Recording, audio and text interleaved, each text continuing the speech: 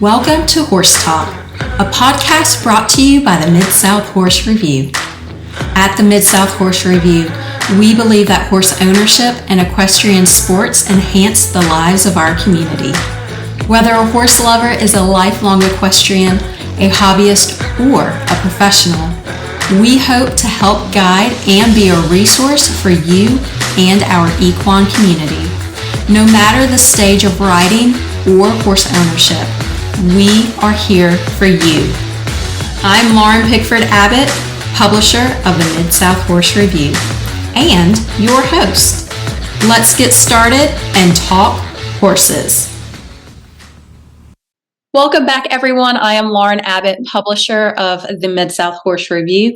We are joined again with Katie Young, an equine nutritionist with Kentucky Equine Research. And today is our From the Experts conversation, sponsored by Kentucky Equine Research. And we're talking about performance, horses, nutrition, and even during the season, it's fall horse show season, and all the important details that we need to know regarding nutrition for your performance horses.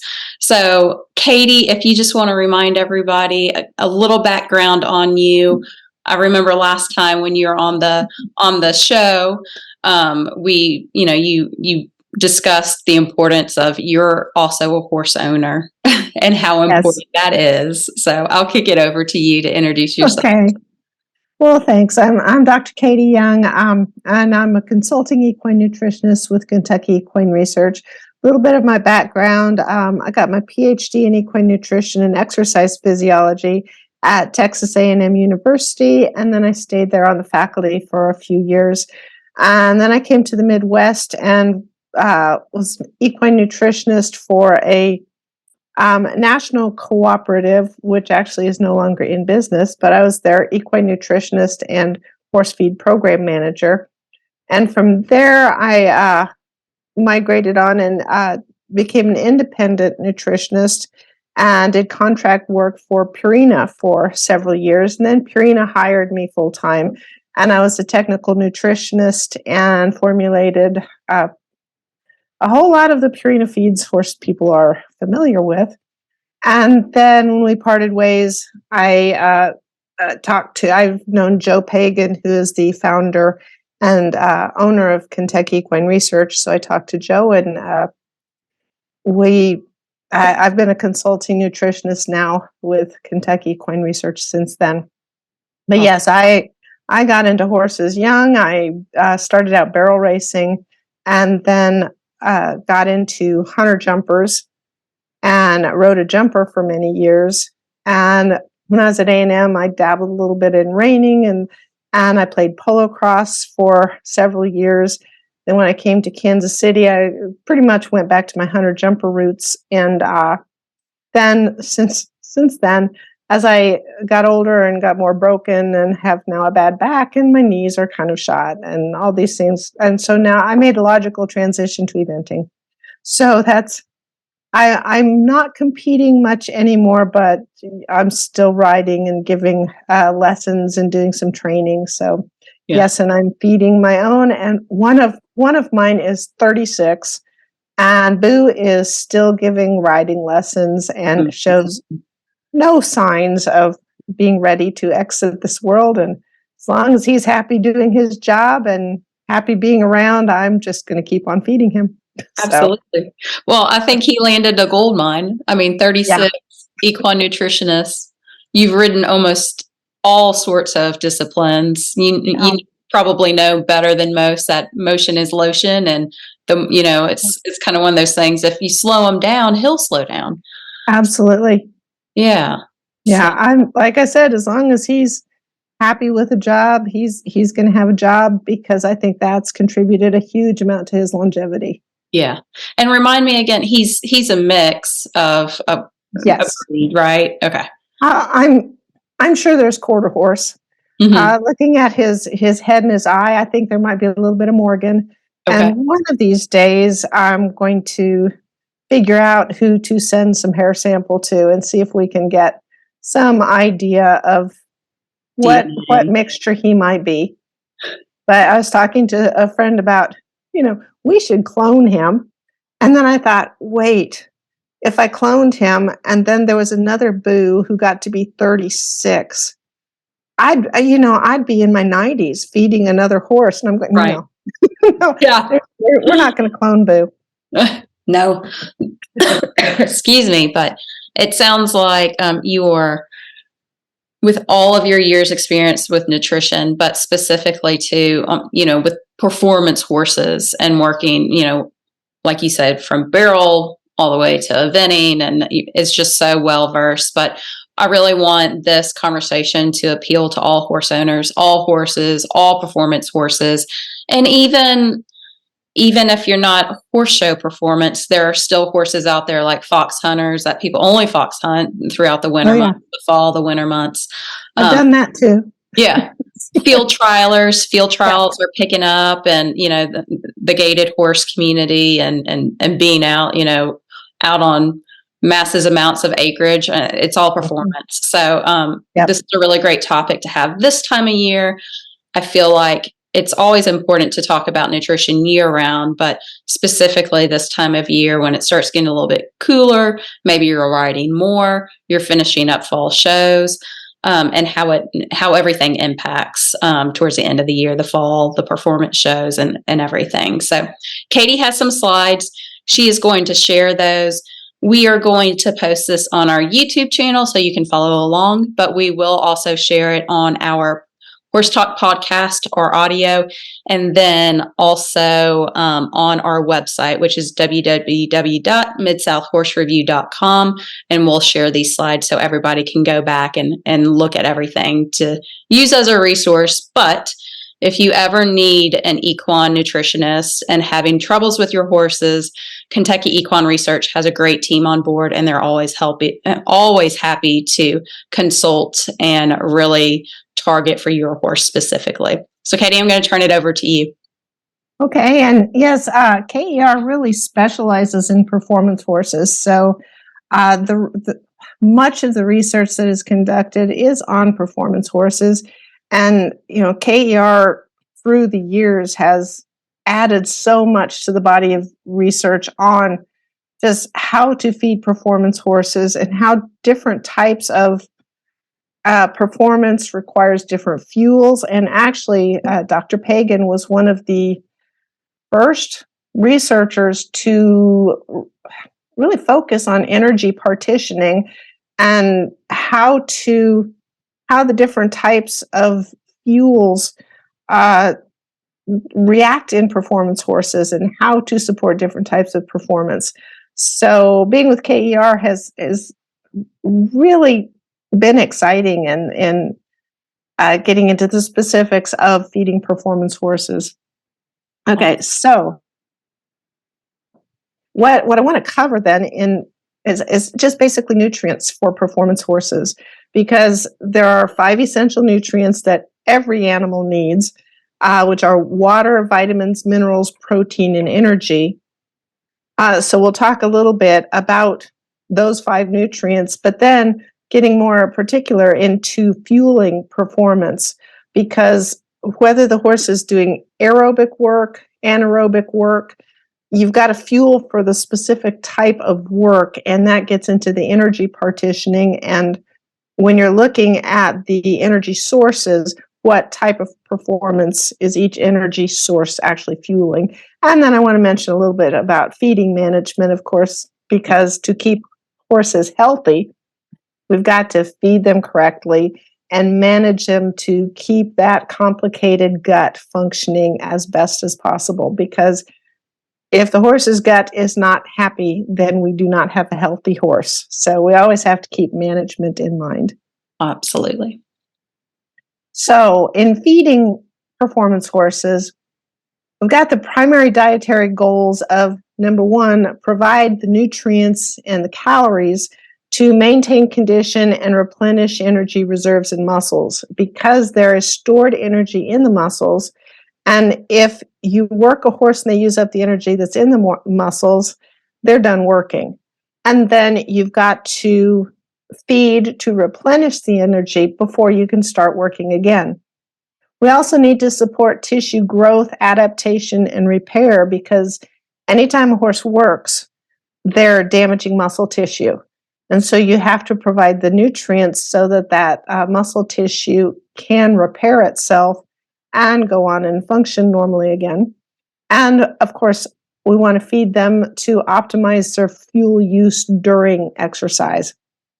And then, as I mentioned, the sound feeding management, we want to support a healthy gastrointestinal tract, and we want to minimize the risk of digestive disturbances.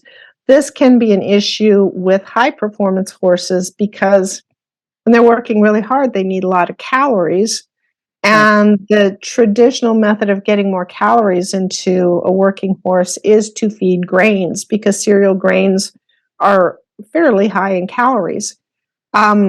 Throughout history, feeding typical cereal grains, corn, oats, and barley, you can go back thousands of years, and that's what horses were being fed to supply the calories to support the work.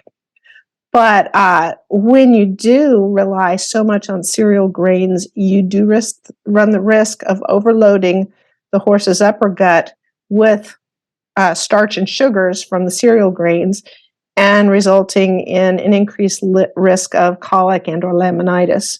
Right. So we've learned so much more about how to feed horses, and I'll talk more about this, but we now can feed them a lot of calories without increasing the risk of soluble carb overload in the hindgut. Yeah, and I feel like that is the transition away from oats and more into like a full balance feed and things like that. I mean, just in the last 30 years, there's been so much development from that standpoint. And like you said, oats and corn and barley, that was the go-to feed for hundreds of years. That's what was available. Yeah, that's what was available. Yeah. And just within the 30 years time of that, really that shift and transition away, I feel like has really been remarkable in that sense. Yep. And now I never want to vilify the cereal grains, because they are still excellent ingredients in a balanced diet. So for most horses, I don't have any problems recommending, a sweet feed that has got some oats, some corn, and, other ingredients, as long as we manage how much soluble carb is in a meal, and to make sure we don't increase the risk of digestive disturbances. Right. So I've got the first nutrient I usually touch on is water, because the lack of water will cause problems for a horse quicker than the lack of any other nutrient. Luckily, water is usually a pretty easy nutrient to supply, because basically we want to provide clean, fresh water as much as the horse wants whenever the horse wants it.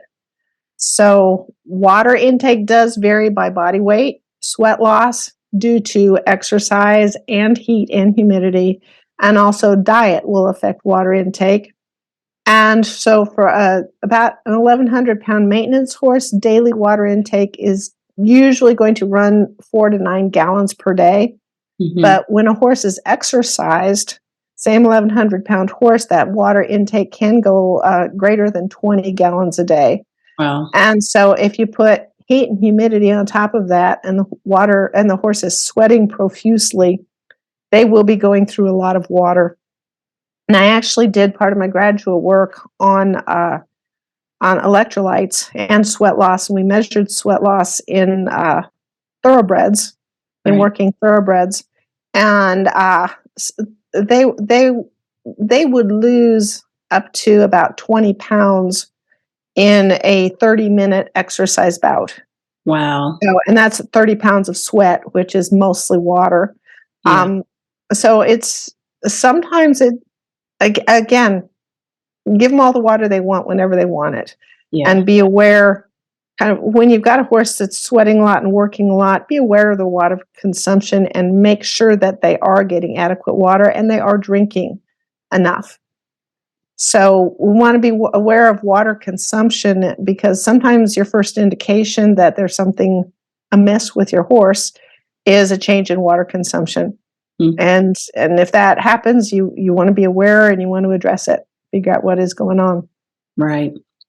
And one of the things that does get tricky with performance horses when they are traveling is sometimes water consumption while traveling is tricky.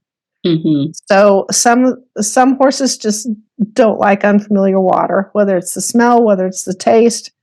They don't tell us other than, I don't want to drink it. So in some situations, if you've got a picky horse, you might want to carry water from home.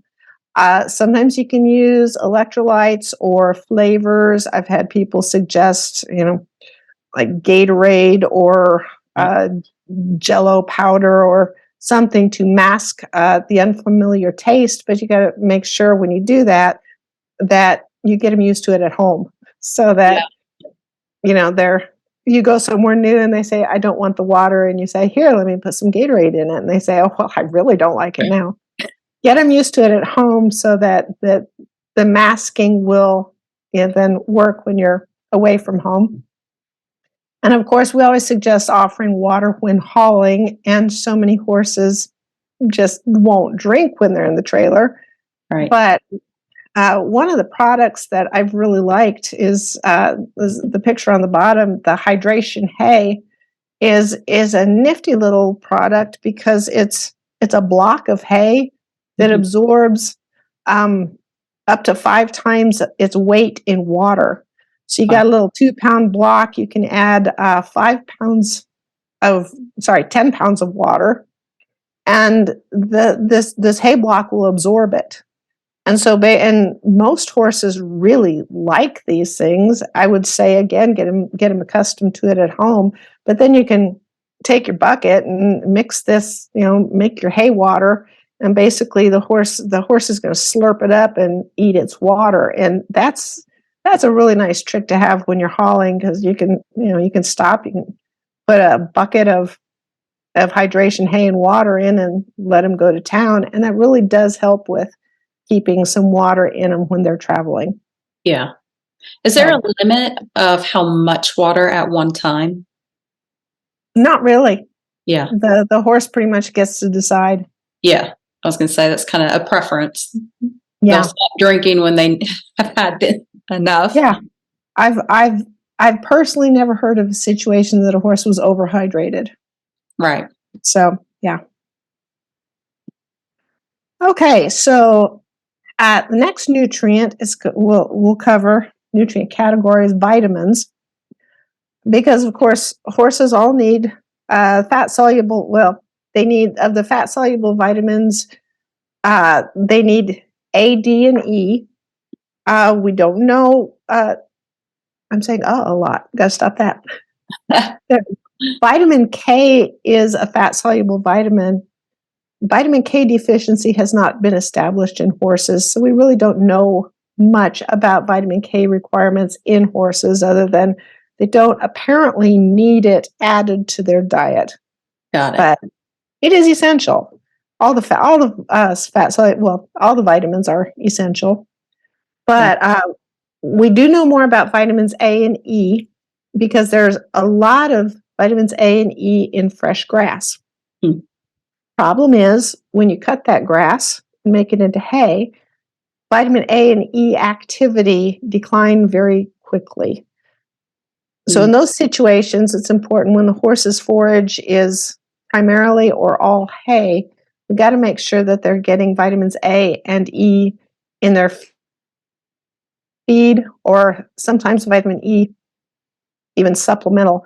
I've got a horse right now that's tried to rip his foot off. So I'm trying to build a new hoof. But in the meantime, he's not getting out on pasture at all. Yeah. So I do have him on supplemental natural aqueous vitamin E, which actually is the nano E here on the bottom of the slide, just to make sure he's getting adequate vitamin E. Vitamin A is usually sufficient when you're feeding a balanced diet as recommended by the manufacturer. There's usually going to be enough vitamin A in that. Okay. There is some decline in B vitamin status in tissues and blood for horses on dry hay. Mm-hmm. That doesn't necessarily mean we need to worry too much about supplementing B vitamins, because the microbes in the horse's hindgut are very good at synthesizing B vitamins, and then those B vitamins are absorbed. Now, working and stressed horses may have higher requirements of B vitamins. Right. again, when you're feeding a balanced diet that's designed for the horses that's being fed to, for instance, a performance horse feed should be supplying adequate B vitamins. So there are not too many situations that I would say you really need to add a lot of B vitamins. Now, one of the B vitamins is biotin, and a lot of people don't realize that's a B vitamin, but it is. But they sure know that it might be helpful for horses' hooves. Yeah.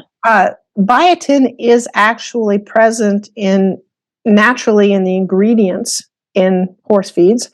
And there should be some synthesis of biotin in the horse's hindgut. But if you do have a horse that's got problems with feet, the nice thing with the B vitamins is if you do supplement with B vitamins, they're just flushed out. Excess B vitamins don't cause any problems. Okay.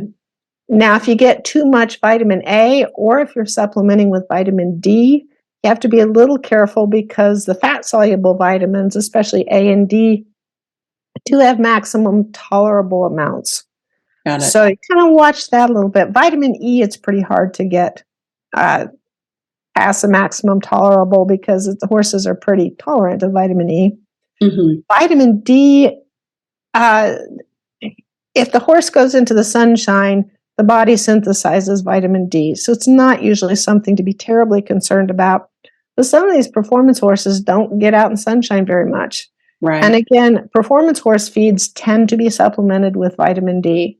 So again, if you're feeding a good balanced feed as recommended, usually you're getting the vitamins you need. So the ones that I tend to look at as supplementation would be vitamin E. One of its big functions is as an antioxidant, so it helps protect and repair in like muscle tissue. Mm-hmm. And so that may be a good supplement for hard work, stress, muscle disorders. And then again, the same horse that we're trying to grow a foot. Yeah. I've never been one to supplement with biotin before, but I am now using a hoof supplement. It's from KER. It's called BioBloom, and it has biotin, and it has methionine, and it has all the nutrients that should support healthy hoof growth. And so, what about horses, senior horses who are still in work, but maybe they're not holding their muscle tone as well as when they were younger? Does vitamin E help from that perspective of helping build muscle, or is it just kind of maintaining?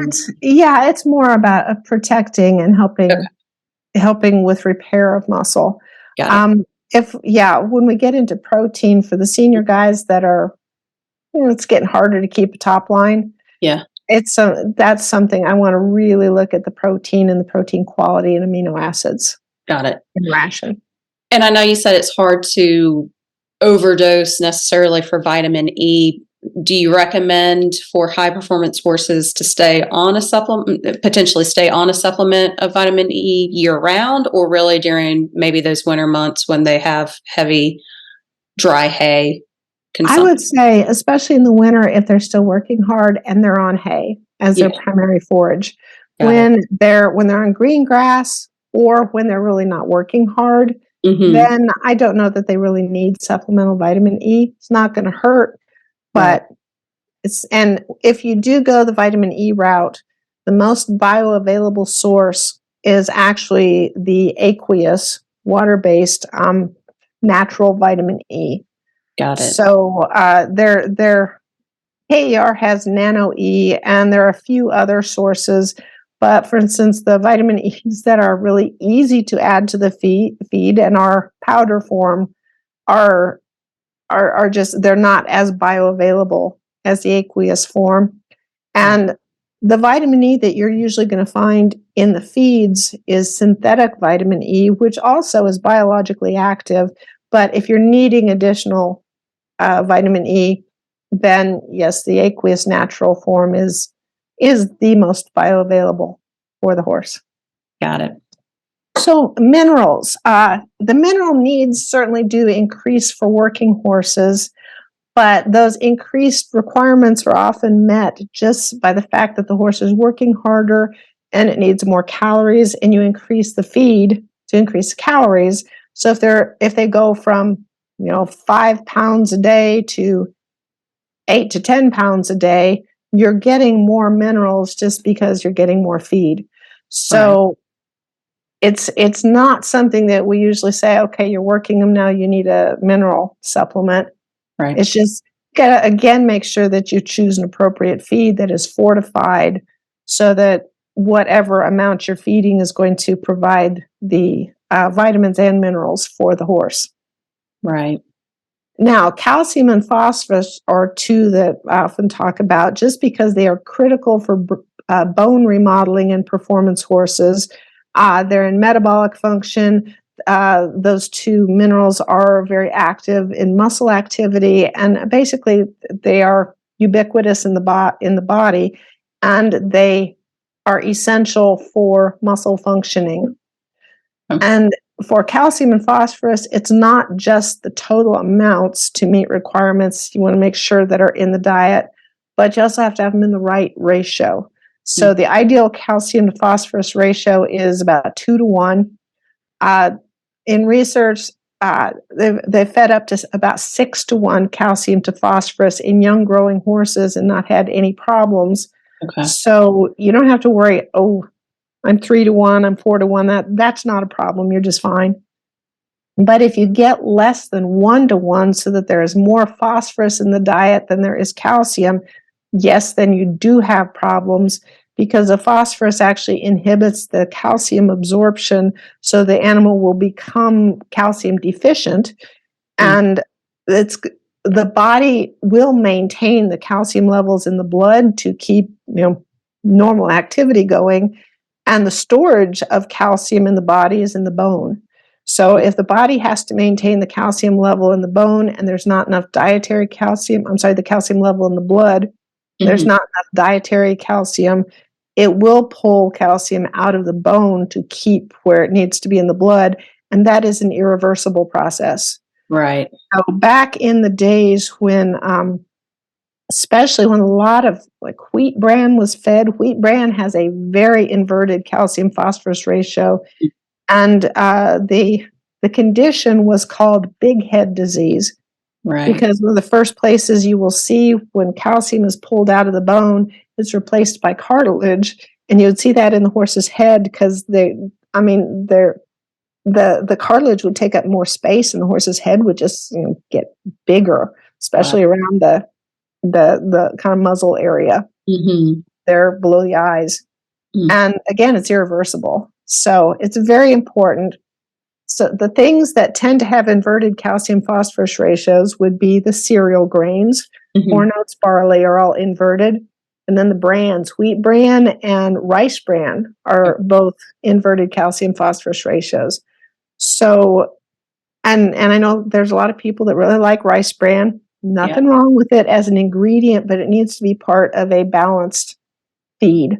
Right. So I very rarely recommend to people that they just go out and buy rice bran and add it to their diet unless it's a rice bran product that has been balanced for minerals.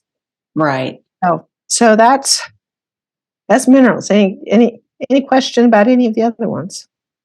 It's just fascinating because there is so much intertwined with these feeds, and people, if they go and they buy, let's say they have just a 12% or even a 14% pelleted feed, and a lot of times horse owners, and I'm guilty of this, and before I started having my own horses in my backyard, but especially when I boarded my horse, it was, well, what do y'all feed? And they kind of gave, barn manager or the trainer would give 2 options and be like, okay, great. But you wouldn't really know what was in the feed.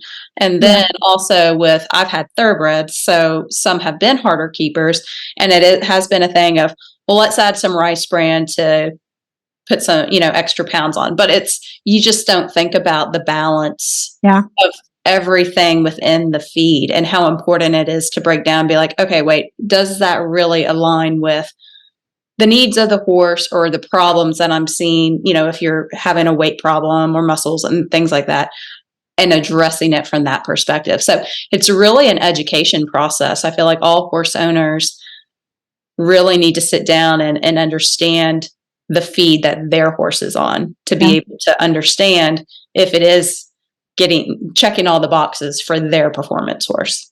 So, well, and as a nutritionist, and this is something horse owners just don't think about because they haven't been trained to think about it, and that's okay because that's why nutritionists have careers. right. I think when I'm formulating a feed, I think about things like nutrient to calorie ratio. Mm-hmm. So if it's a high calorie feed, which means you can feed less of it to meet a horse's calorie requirements, okay, that's great. But that means in that lesser amount of feed, you've still got to get all the other nutrients in it. Right. So horse owners don't go looking at feed as nutrient to calorie ratio. Right. When I'm buying feed, I actually do. I'm going, and I actually calculate. I'm looking at feeds, looking at the calories, and going, okay, how much am I feeding per calorie of feed? Mm-hmm. And then, is the protein, vitamins, and minerals in that feed adequate so that it's going to meet my horse's requirements when fed as recommended? Right. So and I know there are a lot of people out there that really want to balance their horse's own. They want to balance the diets themselves. Mm-hmm. Going, I don't even do that. Yeah. I go buy feed, and I buy feed that's been formulated with a computer. So when I'm formulating feeds, I put in, okay, this is what I want. This is what I want the finished product to be, and then I let the computer do all the calculations. I had to do all those calculations in grad school by hand, and that's a real pain in the rear. So, let the folks with computer programs and the knowledge to put the products together. I'm kind of like, hey, make life easier for yourself. Yeah, there's certain ingredients that I look for. If I've had to change up my horse's feed, that I've really looked for. To target certain things that I was having issues with him. And this is specifically, I'm talking about my horse with a mega esophagus who can't eat hay right now and who can't, have anything solid. He's got to eat completely liquid food. But because he can't have hay, he is still eating grass. But in the wintertime, finding a feed that he can eat that's not going to completely disrupt his gut and keep his weight on and keep him healthy. There are certain things that I look for him. But like you said, my Mustang, who can get just like a little handful of, a special maintenance, low sugar starch diet. I trust those bags of feeds of like, okay, this is low starch for him. It's just a completely different. So it is so nice in our day and age to be able to go and get your bag of feed and not have, and be able to trust that all of those minerals and the breakdown, the ratios are all there. Yeah. Just thinking about 50 years ago, how people, they measured out their own. And what a headache that was, just thinking about that, especially for a performance horse. And actually 50 years ago, when you looked at feed tags, the only thing that was required to be guaranteed on a feed tag was crude protein, crude fat, and crude fiber. So it's like, okay, what else is in here? Is this going to meet my horse's requirements? Yeah. Don't know. You just kind of blindly trusting of what. Yes. You hope you know who put your feed together. Yeah. So, okay, one more minerals, one more category of minerals that I always want to touch on with performance horses are the electrolytes. Because when I talked about my thoroughbreds in research that lost 20 pounds of sweat in a 30-pound workout, horse sweat is really tricky because in human sweat, the more we exercise, the more dilute our sweat becomes. The body conserves the electrolytes in the sweat. And horse sweat is really not the same way. Wow. The more they sweat, it's just pretty linear. The more sodium, potassium, and chloride they lose in the sweat. And to start off with, horse sweat is more concentrated in electrolytes than human sweat. So in that 20 pounds of sweat that these horses lost, there were enormous loss of electrolytes. Wow. So as the horse exercises and loses more sweat, they are just losing more electrolytes. So then electrolytes, actually, the requirements increase with the work. Right. For maintenance horses, free choice salt may be adequate. And actually, in my research, the maintenance horses weren't even getting free choice salt. They were just, we were really basic. They were getting oats and hay. And at maintenance, they were still in electrolyte balance on just oats and hay. Now, that's not a diet that I would recommend, but we were doing research. So for maintenance horses, if you've got salt available or you're adding a little salt to the feed, they should be fine. But when they're getting into moderate or heavy work and or excessive sweating, because I did my research in Texas A&M, which is South Central Texas, in the summer. Yeah. So horses were losing electrolytes in sweat even when they weren't working. Right. In those situations, you really do want to have some electrolyte supplementation. And when you look for an electrolyte supplement, and again, even up to light work, you're probably fine with just plain white salt. Does not have to be a trace mineralized salt block, because that's still just a salt block. There's just enough trace mineral to make it that interesting, brownish red color. It's not enough to meet any requirements other than sodium and chloride. So you may as well just get the plain cheap white salt block.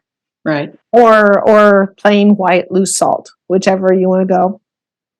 But if you're looking for an electrolyte supplement, you really want to look for one that primarily has sodium, chloride, and potassium.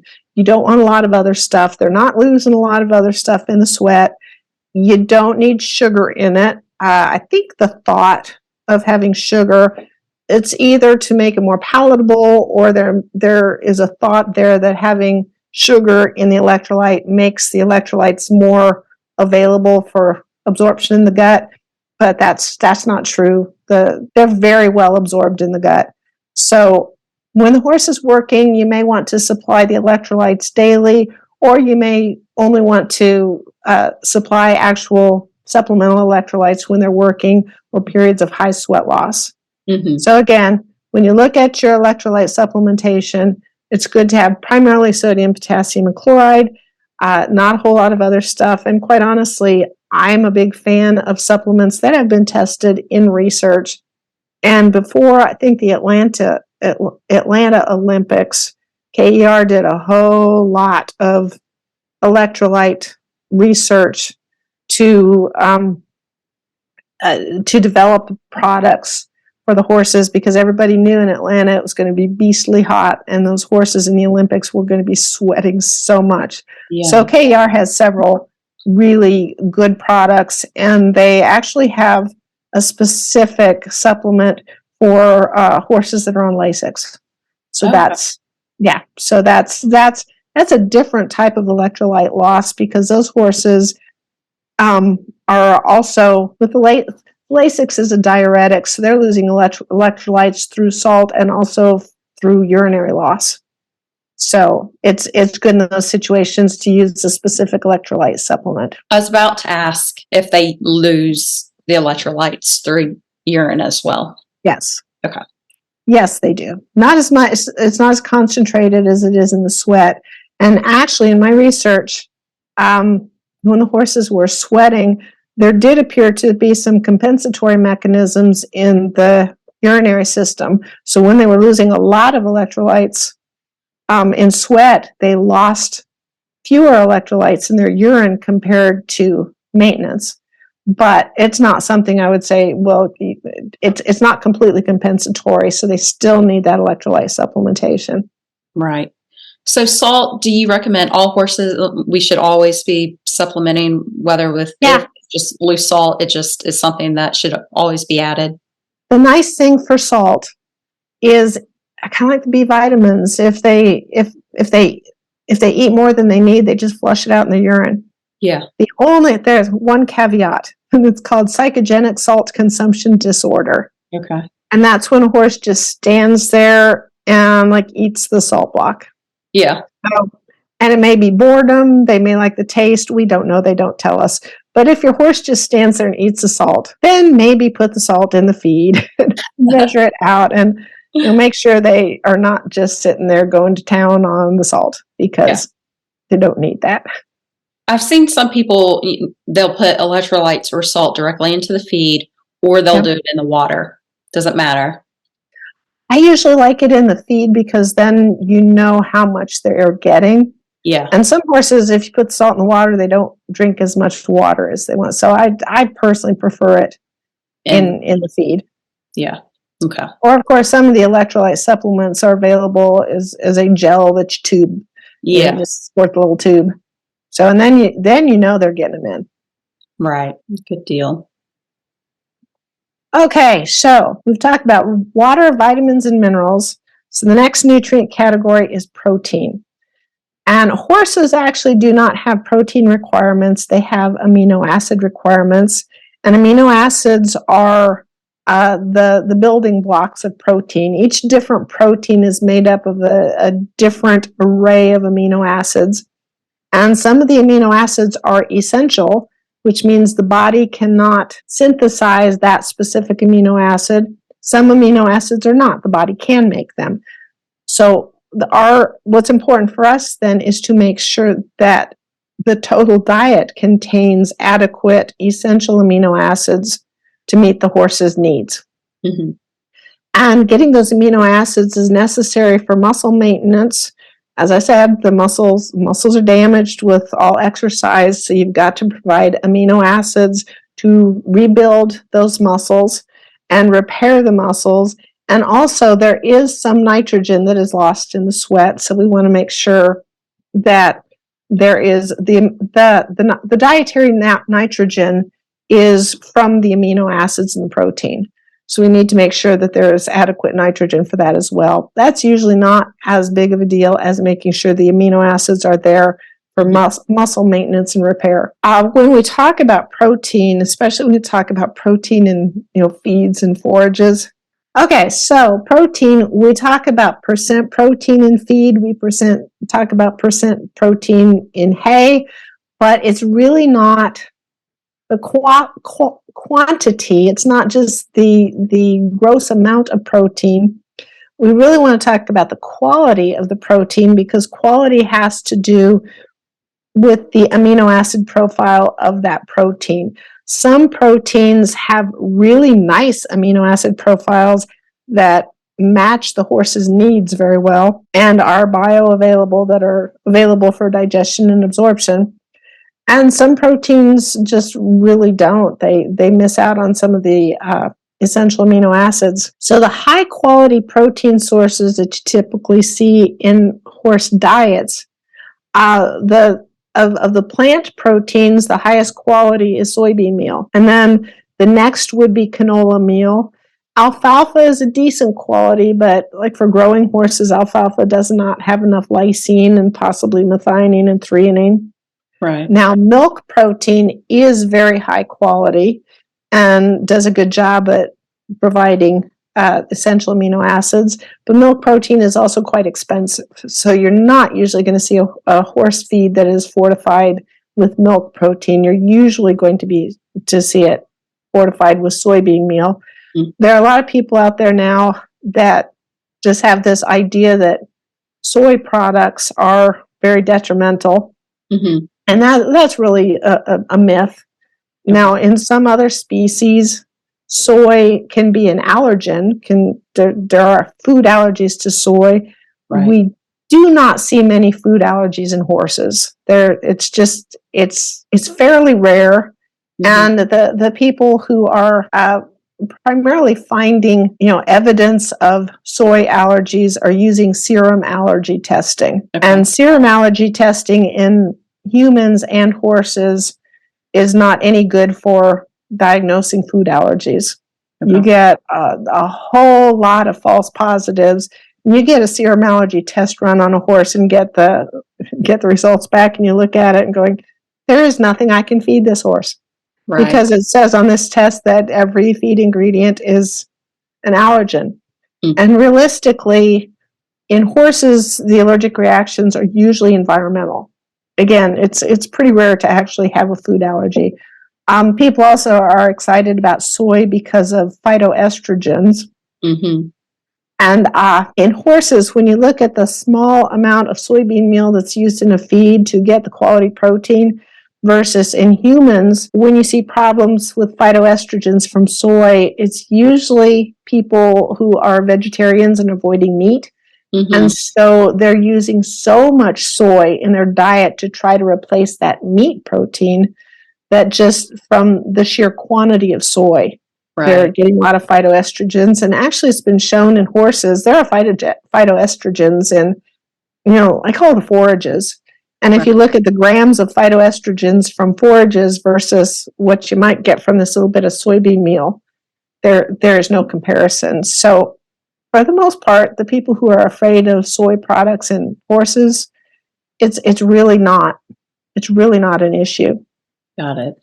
So, but anyhow, those are the quality protein sources. There are a lot of other protein sources, but they're just not good at providing the essential amino acids. Okay. And the other thing to think about, again, we talk about the percent protein in feeds, and people are looking for this percent or that percent, but that's just a percent in the feed, and horses don't have percent protein requirements.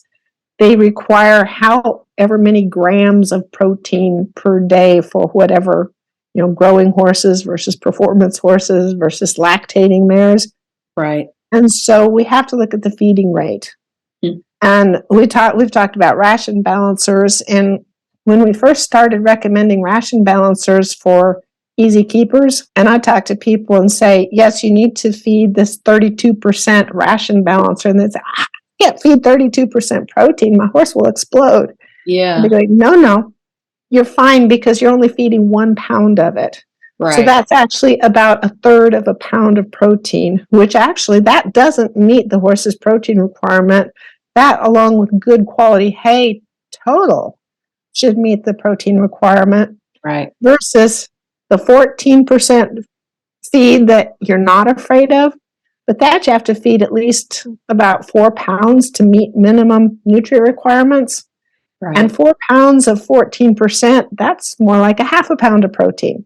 Yeah. So even though it's 14% protein, you're feeding enough that you're getting more total protein. So again, you got to consider the feeding rate, not just the percent protein in the feed. Yeah. I think it's very easy for horse owners to, those are the fat. I'm thinking about a feed bag specifically, but it's got the protein on it, the fat on it, there are certain numbers that are very prominent. So you're just like, oh yeah, that works.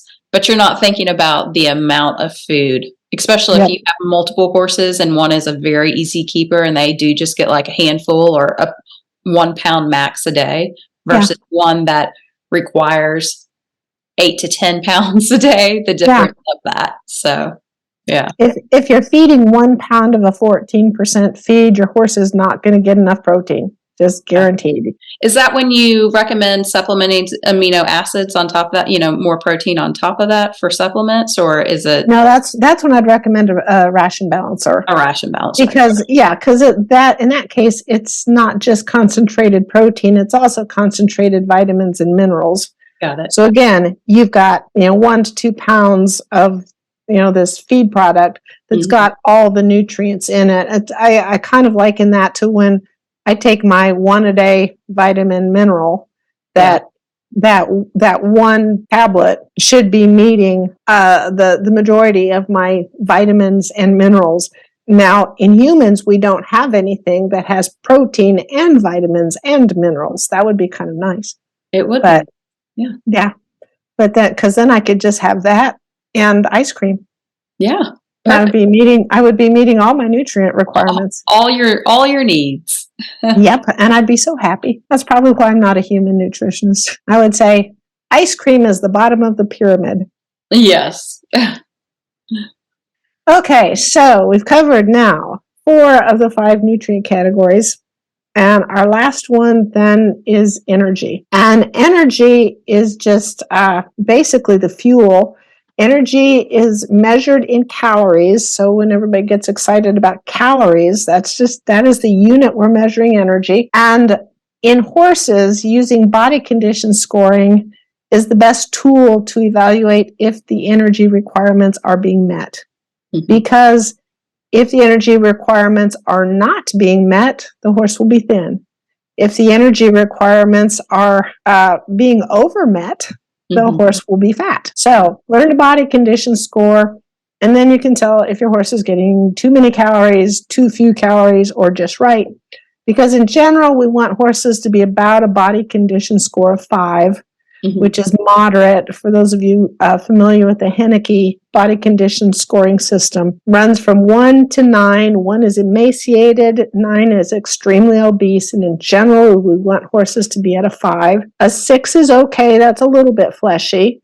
If you want optimal performance out of your horse and you get really over a 6, then they're number one, carrying excess weight that they don't need to be carrying. That could affect performance. And number 2, if they have, because body condition scoring is just measuring a way to fairly objectively look at fat cover. And so if they're much over a 6, then they've got this fat cover that is a very efficient method of keeping in internal heat. It's a good insulator. Yeah. And when you've got a horse that's exercising, they need to be able to dissipate heat because those muscles generate a huge amount of heat, and they can get overheated and suffer from heat stress and heat stroke. And so you don't want to have a bunch of insulating fat. So it's dead weight and it's an insulator, and then they can't dissipate the heat through their sweat. So on the other hand, if they get much below a 5, then they don't necessarily have adequate energy stores to fuel their performance. So they're going to run out of gas. So that's why you do see some of the race horses, endurance athletes that get maybe down to a 4.5, but man, I don't want to see them below that because again, they just don't have fuel stores. Right. So the 3 sources of energy, and don't get confused on this with the nutrients. These are just the 3 types of nutrients that can be broken down and provide energy to the horse.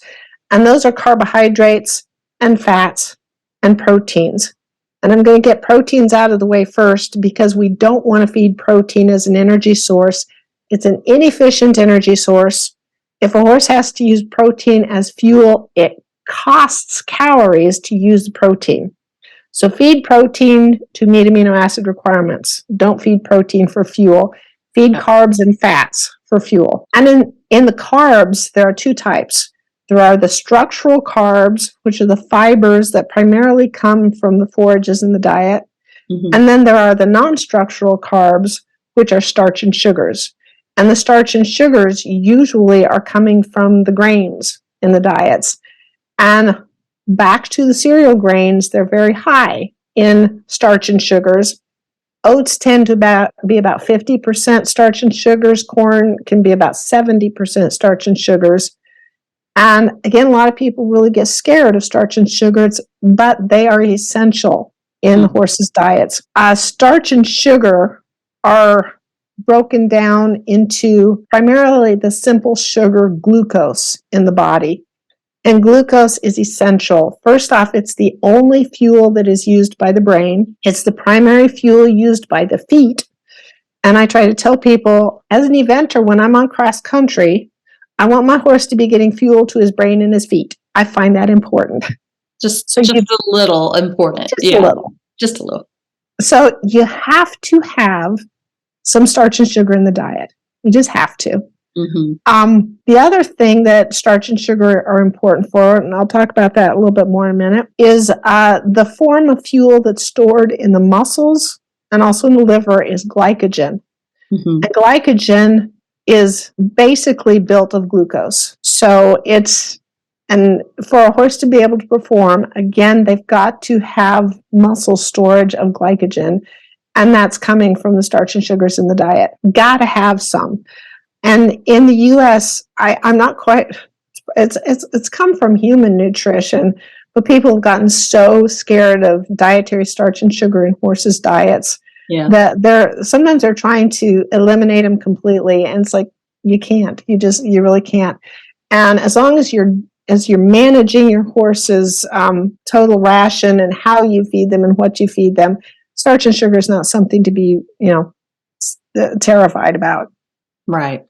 Well, and also, I was going to say the last time we talked about fall laminitis too, and we just talked about weight in general for horses.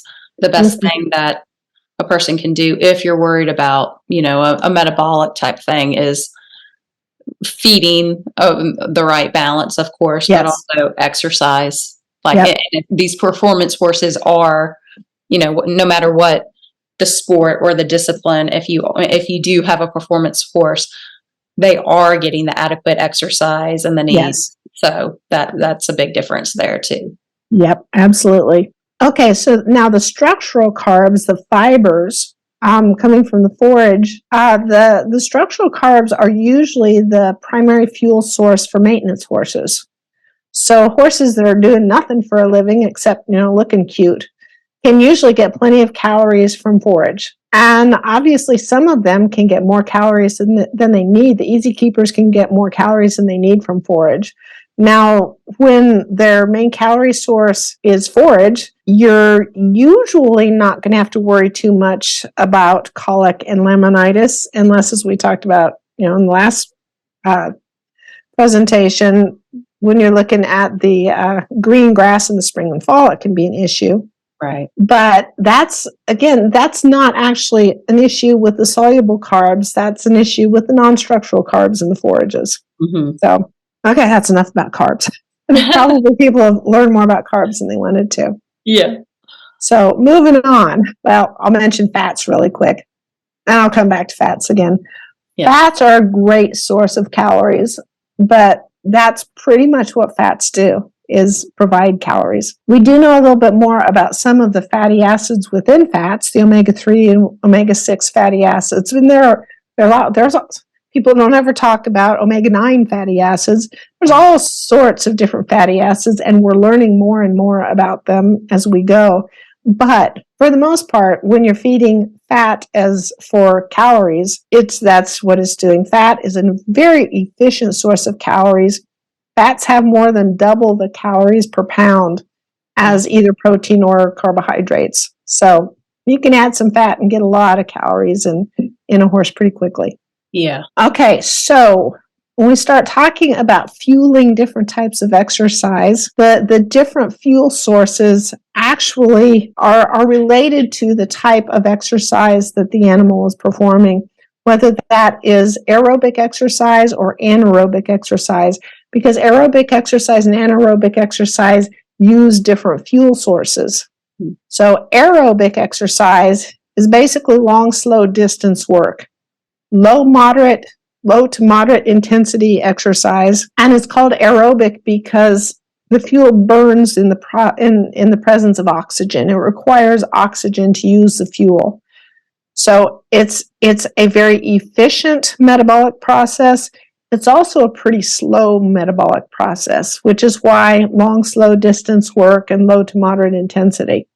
Mm-hmm. But the burning of aerobic fuel can go for hours or days, can go very, very long time. The fuel source for aerobic exercise is primarily fat. So fat stores in the body are going to be burned for aerobic exercise.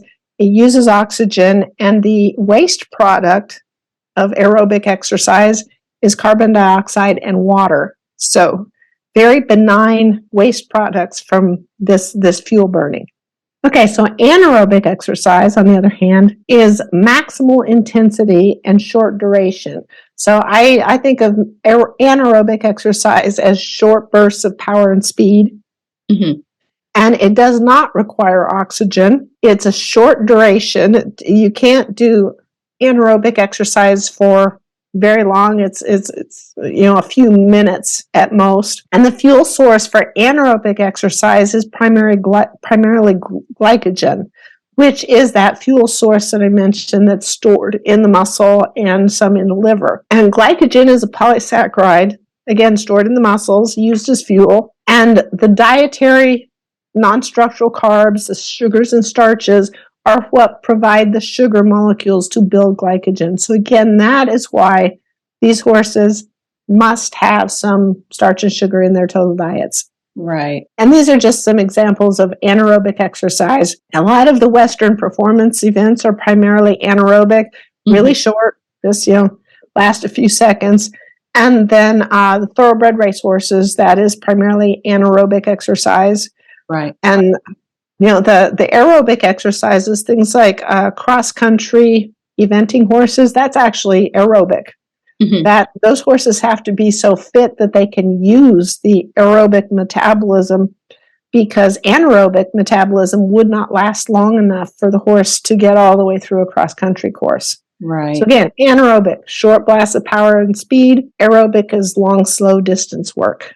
Got it. So during exercise, the work duration and the intensity of the work dictate the type of fuel primarily used, whether it's aerobic or anaerobic. So again, the aerobic metabolism, the actual metabolism is a much slower process, but it's very efficient. You get a lot of ATPs are the molecules that are actually used to fire and fuel and fire the muscle fibers. And in aerobic metabolism, it's very efficient at generating ATPs. Anaerobic metabolism is actually not very efficient at generating ATPs, and the muscles run out of the fuel pretty quickly. Wow. So again, in aerobic metabolism, the fuel is fat, and then when fat's not available, it will use glycogen and glucose. And the aerobic metabolism would be the walk, jog or trot, and lope or canter, and again, hand galloping in the eventing horses. Right. Anaerobic metabolism is fast and inefficient, so they run out of fuel pretty quickly. The fuel is glycogen or just glucose in the muscle tissue, and that's going to be sprints, Western performance events such as barrel racing, roping, etc., show jumping, thoroughbred racing. Those are all going to be primarily anaerobic activities. The tricky thing is during any exercise in horses, it's never completely one or the other. Right. It's never all anaerobic or all aerobic. It's just kind of, the balance. For instance, an endurance horse, which you would think endurance racing, 50, 100 miles, that's got to be aerobic. There's no way anaerobic fuel is going to last for an endurance race. When you look at that, so glycogen is still over 30% of the fuel is glycogen, and then the rest of the fuel is going to be fat or aerobic. Now, in a racehorse, it's mostly glycogen, but there's still a little bit of fat used. And then the Western performance horse, it's almost all glycogen, but there's still a little fat. Right. So again, never completely one or the other. So carbs is fuel. We talked about the non-structural carbs, starch and sugar. The primary dietary source of the non-structural carbs is grains. The grains provide glucose for immediate fuel and then substrate for glycogen synthesis in the muscle. Main fuel for anaerobic work. Highly digestible, can cause digestive disturbances if overfed. And when you feed these higher sugar starch meals, after a meal, you are going to see higher blood glucose because the glucose is absorbed from the small intestine, goes into the blood. So you're going to see increased blood glucose, and that's going to be followed by the pancreas releasing the hormone insulin, which insulin's job then is to help the glucose move from the blood into the target cells where it's going to be used or stored. Now, question, can soluble carbs, starch, and sugar make a horse high or hot? There's really no research indicating that that is the case. A lot of anecdotal evidence. I personally have never had a horse that's been an issue with. I think there's definitely an issue if a horse is getting more calories than they need, then some horses will work off those excess calories as activity. Right. I'm not going to say really strong yes or no because it kind of depends.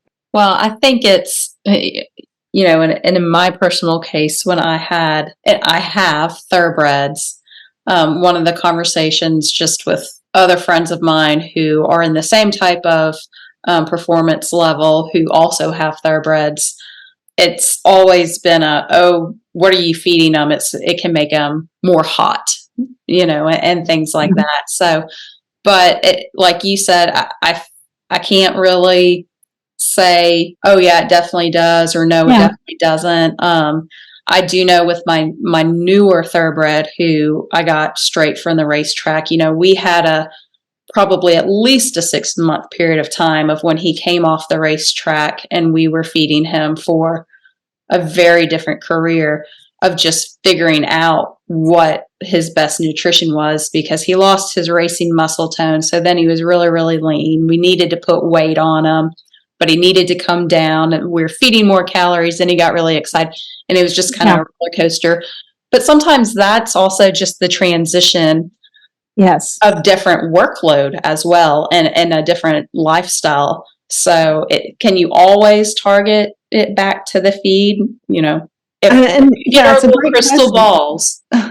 Yeah. And my answer for that would be, if you feel like your horse is really getting hot on the amount of soluble carbs in the feed, try something different. Try something that's a little lower starch and sugar. Maybe replace those calories with fat, and see if it makes a difference with your horse. Because again, there's a lot of anecdotal evidence out there that people say, I switched to a higher fat, higher fiber feed, and my horse got calmer. Okay, then that could be an answer. But again, research hasn't really proven definitively one way or another. So, yeah. Well, and also with our performance horses, we are feeding them to have an energy level to be able to maintain their workload. Yes, and they are athletes. So to say that you want to take down some of their energy levels or take their hotness away, you're kind of contradicting. You need the energy level for their performance, but you don't want them to be hot. At the end of the day, it's also what's less about nutrition and more about training, and from that perspective. So, I'm on the same topic. Personally, I'm a big fan of turnout. Yes, letting a horse get out some of their excess energy, just because that's the natural state for a horse. Absolutely. So, having nothing at all to do with their feeding program. Yes. Okay, so now my slides are frozen. Of course. Because that is going to happen. There we go. Okay. So fibers, structural carbs as fuel. So in nature, the major dietary source of calories is, of course, forage. And digestibility of fibers is variable. Some fibers in the forage are highly fermentable in the horse's hindgut, and some are not. Some are pretty well indigestible and go on through. But the microbes in the hindgut actually ferment the fiber into volatile fatty acids. And volatile fatty acids are what are absorbed from the hindgut and actually converted and used as fuel. And now the fiber is also necessary for normal hindgut function. You got to have adequate fiber to keep motility going, to keep the microbes happy. And that's one of the things we see in old horses that can't eat hay. We have to replace the fiber in their diet with a complete feed to keep the hindgut happy. Yes. And as I said before, it's the primary fuel for maintenance activity. And a lot of horses can maintain their body weight and condition just on good quality forage. But fiber and forage can't support maximal workloads. You've got to have the glucose in the diet.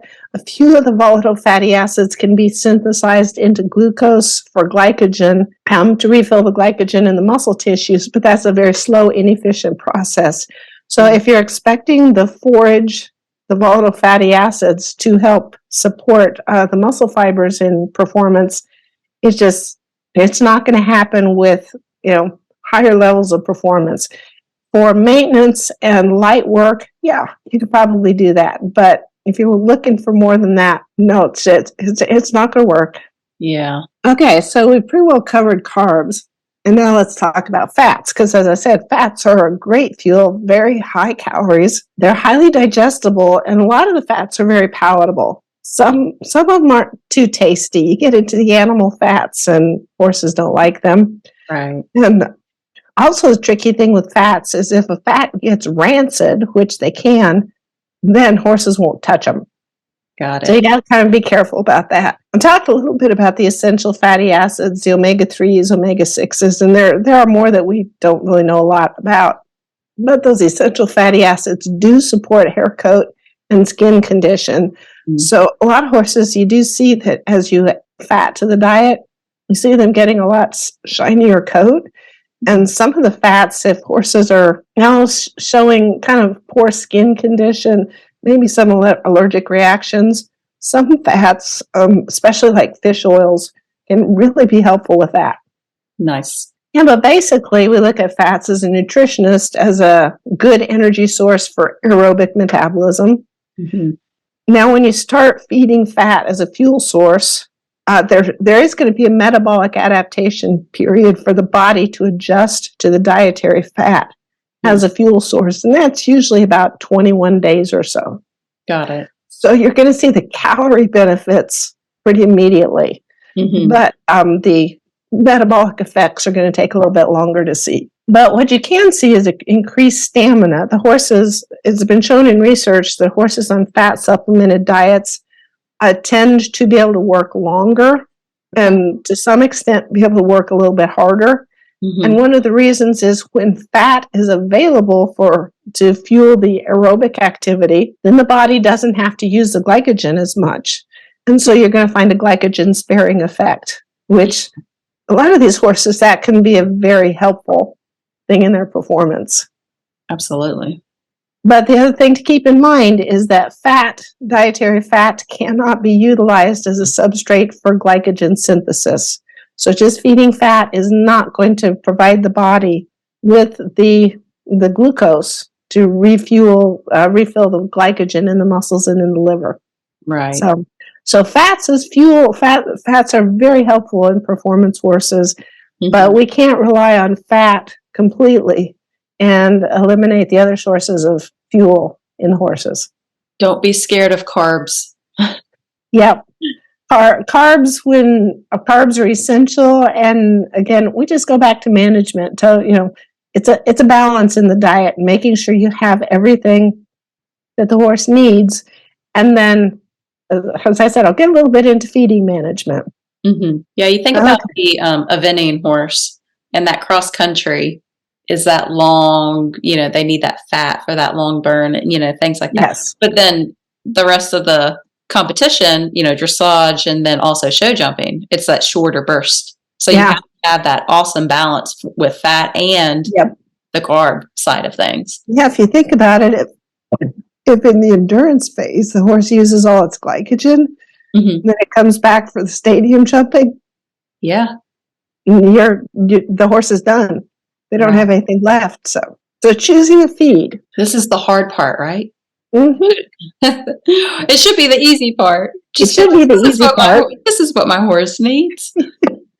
And the big thing is, I usually go back to find a good feed company with nutritionists that know what they're doing. Yeah. And let them do the hard part for you. Yeah, we don't have to measure out our own feeds and minerals and all the ratios of everything. Like you said, you even in your graduate work, you used a computer, or after your graduate work afterwards. Leave that to the professionals. You'd like to think that choosing a feed now would be pretty simple, and when you start thinking about all the fuel sources and putting things together, you want to look for a feed that's got the fuel sources that are going to meet your horse's needs, whether they're anaerobic activities, aerobic activities, and that's where the energy partitioning comes into. And when you're designing a performance feed, you want to make sure that you've got the calories coming from the right fuel sources that will actually meet that individual horse's needs. But it's kind of tricky because you also want to make sure that you're not designing a feed that's just like for barrel racers. Right. So it's got to meet kind of a broad categories more. So, but when you're looking at what's going to meet your horse's needs, for instance, if you are doing more anaerobic work, you might want a higher NSC feed that's like a sweet feed, grain-based ingredients. So a lot of times the Western performance horses, we do see more sweet feeds, corn oats, and maybe some added fat, because there are very few disciplines that you don't want some fat available. Right. But then if you're going for more aerobic work, maybe a little bit lower in the NSC content, more fat and fiber ingredients, and kind of a moderate NSC. And that's what we're seeing more these days, looking for, again, some of the high performance aerobic type of work. Mm-hmm. And then the final thing to look at is the calorie level that fits your individual horse, easy keeper, hard keeper, because even in upper level performance horses, you can find some pretty easy keepers. Mm-hmm. And so you don't want to be feeding a whole lot of fat and a whole lot of calories to an easy keeper that's going to get obese. Right. So you're going to look for the feed that fits your horse's workload and actually individual metabolic needs. Yeah. And then as workload and the fitness level increase, you tend to increase the amount of the daily ration. Mm-hmm. Or instead of doing that, you might want to look at choosing a higher calorie feed that's got a little bit more dense nutrition so that you don't have to feed a higher amount. Mm-hmm. And then the other thing to always keep in mind for performance horses is to make sure the forage is good to excellent quality, because right. They do need nutrition from their forage, and forage is the basis of natural diets. So make sure that the forage that they've got is good quality. Right. And then the energy partitioning that I've mentioned a couple times is when you look at the amount of calories provided by protein, by fat, by non-structural carbs, and by fiber. And so for the anaerobic work, again, you might want a higher NSC content, but you're still going to have some calories provided by fat, fiber, and protein. And then the aerobic work, you want more calories from the fat and fiber, and not as much from the NSC, but still enough to help refill the glycogen tanks. And of course, adequate glucose as a fuel for the brain and the feet. And then, as we've mentioned a couple of times, as the horses are really easy keepers, probably not high performance horses, because if they're high performance, they're going to need enough calories that you can feed a traditional feed in most cases. But for the really easy keeper, ration balancers, concentrated protein, vitamins, and minerals, KER has an all phase. Most of the feed companies now have ration balancers. They tend to be low in NSC because they've got a lot of protein ingredients in them, and right. Protein ingredients tend to be very low in soluble carbs.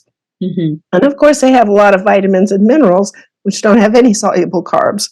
So in general, ration balancers are low soluble carb, but also just because you're only feeding about a pound, just a pound of feed is not going to be providing much in the way of soluble carbs, just because there's not much there to talk about in the first place. Right. So ration balancers, I'm a big fan of ration balancers.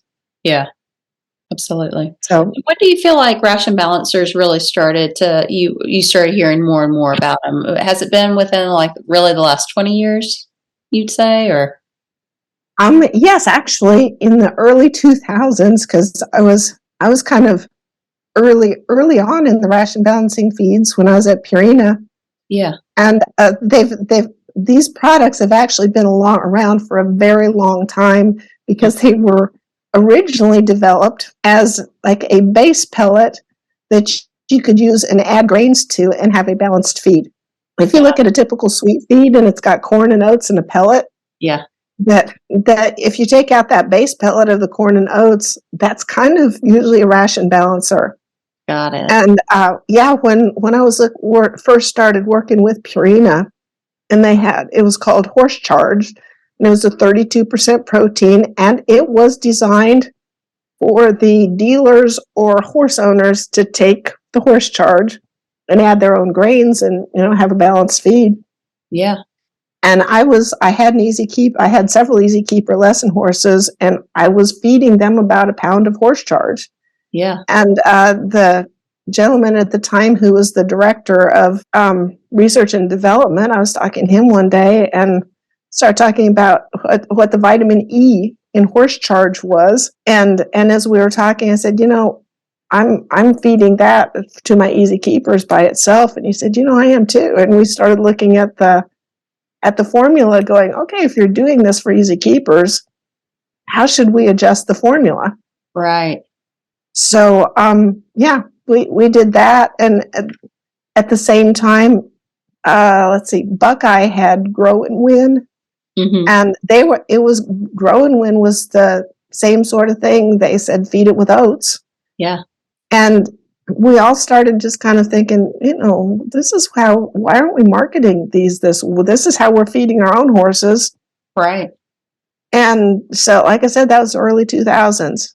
Yeah. So, the company I worked for before, Purina, they had the same sort of thing. And I think they developed theirs, like back in the 60s or 70s.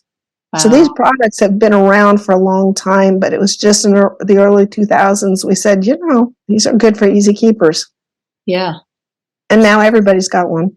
And then I got the picture here of the grazing muzzle because, of course, you got an Easy Keeper, grazing muzzles can definitely be your friend. Yeah. Okay, I do have a couple slides of supplements. Nutritional supplements. Those are supplements that just, we've talked about all the nutrients. There are so many nutritional supplements available.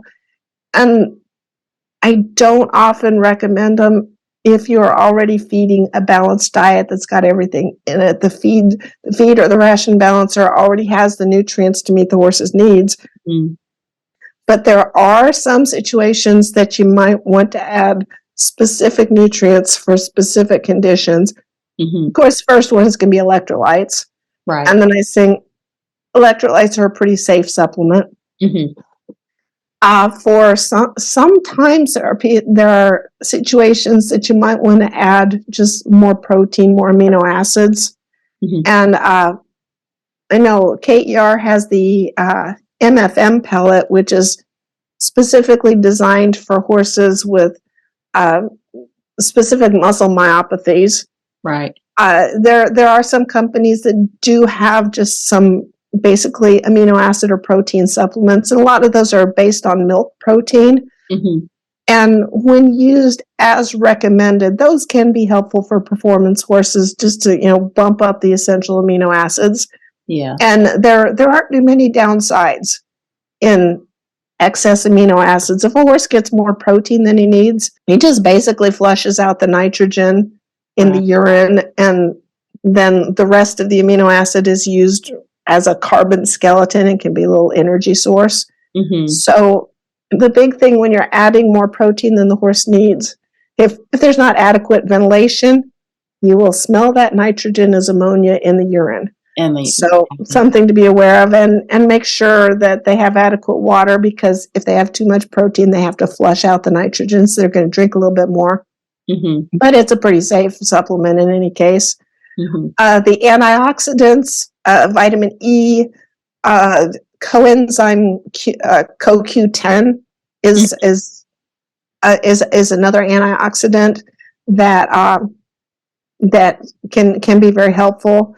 If you're looking for like omega-3 fatty acids, the fish oil can again, these are all nutritional supplements that's hard to get in trouble with. Mm-hmm. If you start looking at nutritional supplements that have a lot of vitamin A and vitamin D, we talked about those can get over the maximum tolerable level. People who are wanting to supplement with individual minerals, mm-hmm. that can kind of get scary because minerals can interact with each other. So right.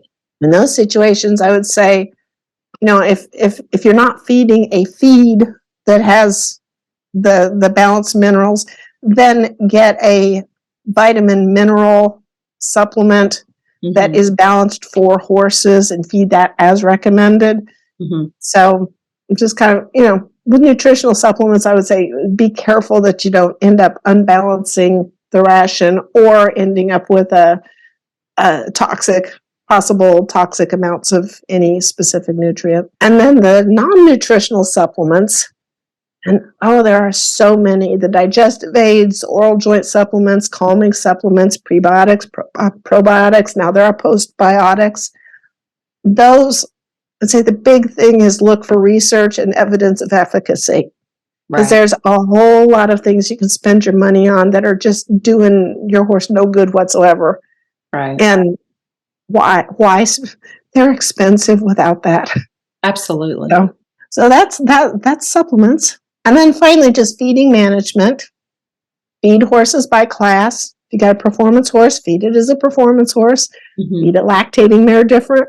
Feed a growing horse. Make sure you're feeding for your type of horse. Right. And feed according to body weight to maintain appropriate body condition. So if you've got an 1,100-pound horse, you're going to feed a different amount than a 300-pound mini. Yes. Even though the 300-pound mini will say, no, I need to be fed like an 1,100-pound horse. Yep. You don't want to do that because you're going to have a very obese little mini. Yes.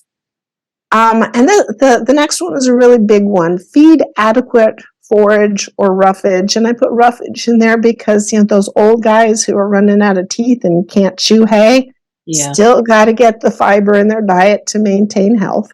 Yes. So the minimum is about 1% of body weight per day on a dry matter basis, and that is a minimum. So a 1,000-pound horse needs at least 10 pounds a day of hay, minimum.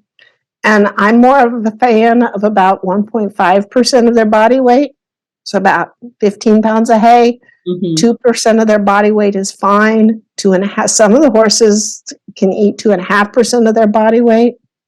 And as long as they're not getting fat, that's fine. Right. I'm a big fan of free choice, good quality grass hay. Absolutely. That is natural for them. It helps maintain a healthy gut. And that's how horses are designed. Yes. And the next one seems so simple, and so few people think about it, is when you measure your feed and your hay, measure by weight, not volume. Yes. Because everybody these days feeds a scoop or 2 scoops. And when I'm giving nutritional advice and I say, how much are you feeding? And they say 2 scoops. And I say, how big is your scoop? And absolutely. The scoop could be a coffee cup. The scoop could be a feed bucket. But if you weigh how much feed is in your scoop, and if you look at the feed tag and recommendations, it's always in pounds. It's not in scoops. So. And every scoop is different. Like you said, it could be a coffee absolutely. Can. Could be a small coffee can. It could be a larger coffee can. I liked the coffee cans, but because at least I knew if it was a 3-pound coffee can, I knew how much feed that would hold. Exactly. And this next one, maximum of 0.5% of grain in one meal, which is about 0.5 pounds per 100 pounds of body weight. That one is to minimize the risk of undigested starch and sugar reaching the hindgut and causing possibly colic or laminitis. And that number, that 0.5%, really depends on the amount of sugar and starch in the feed. And that's just for the feed, that's not for the hay. But so the more grain there is in the feed, the higher the sugar starch, the more you have to really be careful of that 0.5%.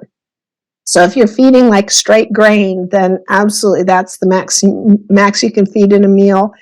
If you're feeding a commercially prepared feed that's got lower sugar starch, you can feed more than that in a meal because it's the amount of sugar or starch that gets to the hindgut rather than the amount that's in the feed pan. And then just to keep the horse's gut healthy, feeding small amounts often, because naturally they're out there grazing pretty much all the time. So there's little bits of the feed going through, the forage going through all the time. And that's when digestion and absorption is most efficient. Absolutely. But of course, we feed meals because we have lives and we have to go to work and earn money to pay for our horses. So we tend to feed in like 2 meals in a day. But if you can spread that out as much as possible, that's better for the animal. And then, of course, with our forages, we're usually more able to slow down the rate of intake on the forages. And then finally, avoid abrupt ration changes. Cold turkey changes of either feed or hays that's when the bugs in the hindgut can be very unhappy, and you run risk of digestive disturbances. So any dietary changes, try to make those gradually and let the horse's gut gradually become adjusted to whatever new is happening. So take home, choose a feeding program that provides all the essential nutrients to support your performance horse, whatever your horse is doing in its individual metabolic needs.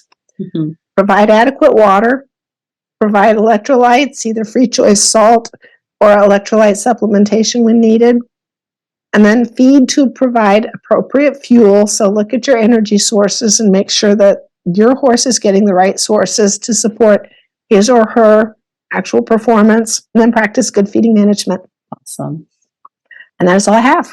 I do want to mention, if you've got more questions, our website is very easy. It's KER.com, and we're happy to help you and help you figure out what's a good ration for your horse, and if there are supplements you need, and just kind of try to help you stay on the right track so you get the best performance out of your horse. Yeah, absolutely. You all really are a full service nutritional company, because you do also work very close with a lot of feed manufacturers as far as the mineral breakouts and things like that. So, there may be a feed that somebody is feeding that has been consulted with the KER team. Absolutely. Breakdown of that. So just y'all's knowledge with the mineral breakdown and the way that these feeds are made, to all the supplements provided by y'all's research and your team, to just being able to consult with a real live equine nutritionist. It's so important. It's so much easier than just the trial and error, Oh, very definitely. So I really appreciate you, Katie, and Kentucky Equine Research team of being our From the Expert sponsors and just bringing topics like this to the forefront, because it is something that horse owners really need to be focused on every single day. We focus on our horses' eating habits way more than our own. Let's be honest. Oh, yes, that's very true. Yeah. So, but like I said, we will run this through on our website, which is midsouthhorsereview.com. We will post the audio podcast form there of our horse talk. We will also have the visual side of it if you want to watch and walk through these slides with us. It will also be on our website, but we do have our YouTube channel, the Horse Review YouTube channel, where it will be as well. And again, I want to thank Katie for your time, and Kentucky Equine Research being our sponsors. And again, if you have any questions, you can shoot them over to Katie. You can shoot them over to me. I can get them to Katie, or you can find Katie on KER.com website. It's very, very great website to go to. And there's a lot of informative articles that you all have just every day, performance nutrition, things like that. So it's great. But thank you, everybody, for joining us. And Katie, until next time, I'll see you soon, I'm sure. Thank you for joining the Horse Talk podcast. You can find Horse Talk on any major podcast app, and please subscribe to our YouTube channel, which is The Horse Review. To subscribe to the Mid-South Horse Review to receive our monthly publication, you can visit www.midsouthhorsereview.com/subscribe. Until next time, this is Lauren Abbott, publisher of The Horse Review, and I can't wait for our next episode where we talk horses.